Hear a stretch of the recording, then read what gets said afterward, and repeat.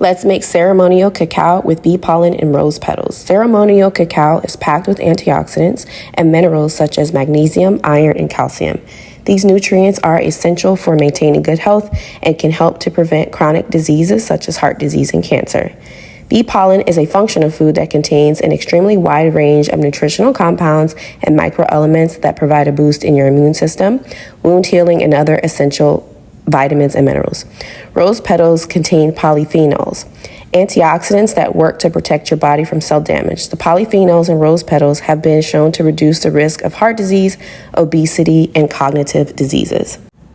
This blend is for myself and my husband, but you can combine these ingredients in a smoothie or just with water and make it a tea. I also created the cacao using half water and half macadamia nut milk for a richer flavor. Enjoy.